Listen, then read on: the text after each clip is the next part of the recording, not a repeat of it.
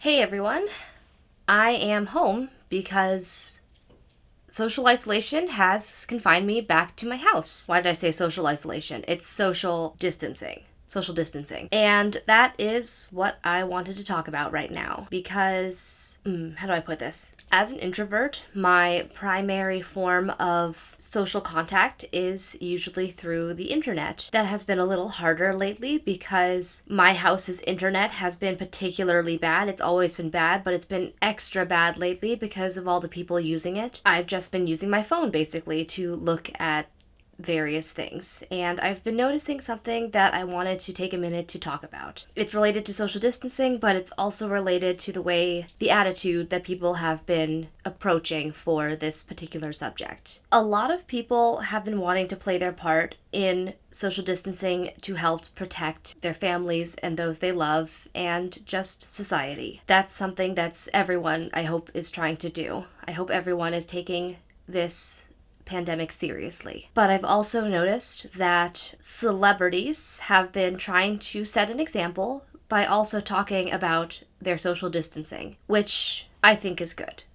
But in addition to that, I've also seen a growing us versus them mentality come out of that. And I really feel it's important to discuss that is something I don't think we should do. I do think it is important to discuss the societal issue of wealth and the fact that there are people who have the ability to social distance with more ease because they have money and security. But I don't think that people should critique these people for doing their part in this process. How do I talk about this? In my own social circles, there have always been people who err on the side of revolution.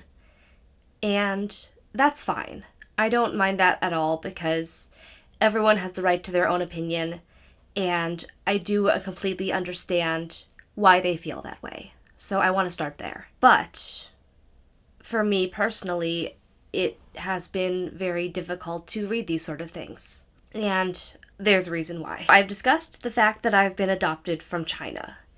And I studied neuroscience while in high school and learned about the topic of cultural trauma or generational trauma. As an orphan, I don't really have any information about my family's background, but something I noticed starting when I was at Evergreen during those particularly turbulent months that you can see in my video, I'll find a way to link it on this video, there was a rise of radicalism and people were using lots of communist iconography, communist visuals, specifically the sickle and hammer. And I noticed that when I heard that kind of talk or when I saw those visuals, it made me very anxious, as you can see right now.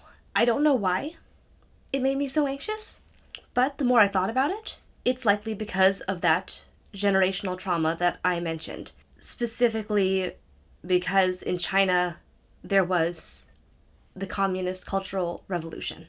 To those who don't know what the concept of generational trauma is, they used the study on initially mice, but then they also surveyed many Jewish Holocaust survivors and their families. And essentially it means that when something particularly hard happens to a family member, that stress, that trauma, can pass down through the generations to their children and their children's children. And the ones who are descended from this may not necessarily know why they feel these anxieties or things, but studies have shown that it will be because a member of their family had suffered something before them, and their family members before them. This was studied in Japanese internment camp families. It was studied in Holocaust survivors. Probably others.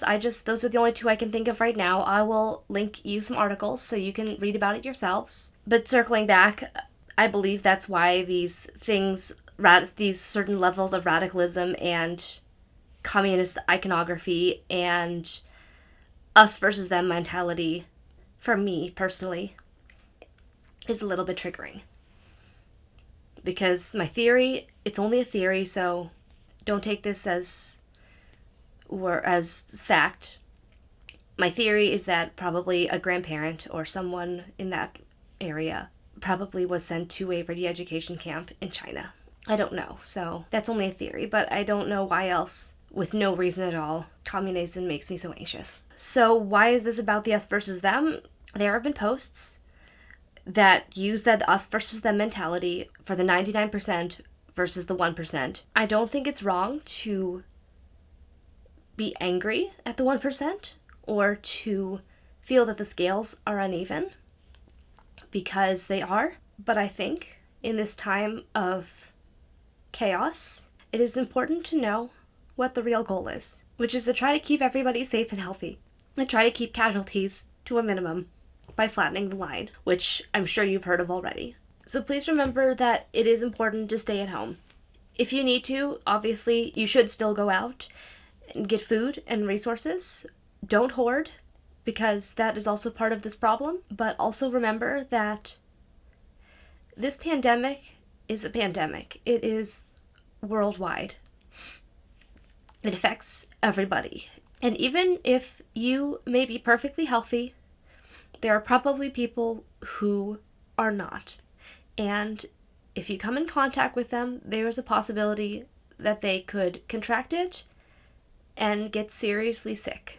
So please, don't use the privilege of others to spread hatred.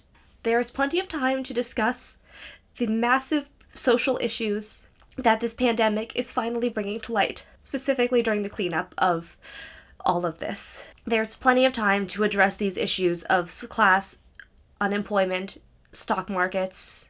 Please wait until we know what's going on and if we can handle it. These are conversations that have to be had.